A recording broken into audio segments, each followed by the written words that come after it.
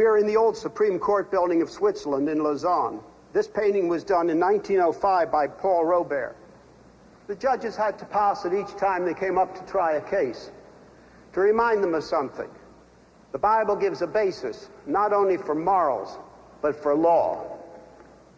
How shall the judges judge? How indeed? So that the judgment would not be arbitrary. Justice here is not blindfolded.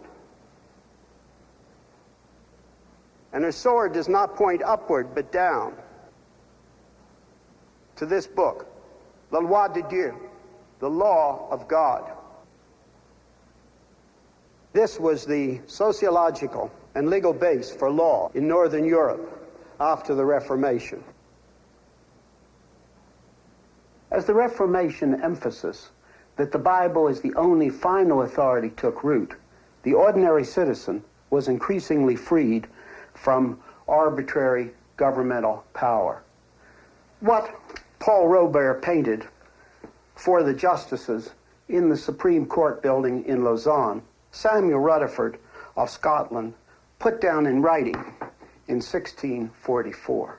It provided the people with a base for effective political control of their sovereign.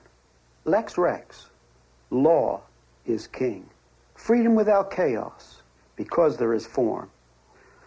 Or, said in another way, a concept of law rather than the arbitrary governments of men. Because the Bible was there as the final authority, as a base. Samuel Rutherford's work and the tradition it embodied had a great influence on the American Constitution, even though modern Americans have largely forgotten him and his influence. John Witherspoon, president of Princeton University, member of the Continental Congress, and one of the signers of the Declaration of Independence, followed Samuel Rutherford's Lex Rex directly. Thomas Jefferson picked up this Christian teaching in secularized form from John Locke, the English philosopher who stressed inalienable rights, government by consent, separation of powers, the right of revolution. Locke did not have Samuel Rutherford's Christian base, but he built on this base and secularized it.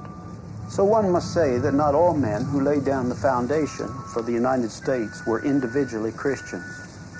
For example, Thomas Jefferson.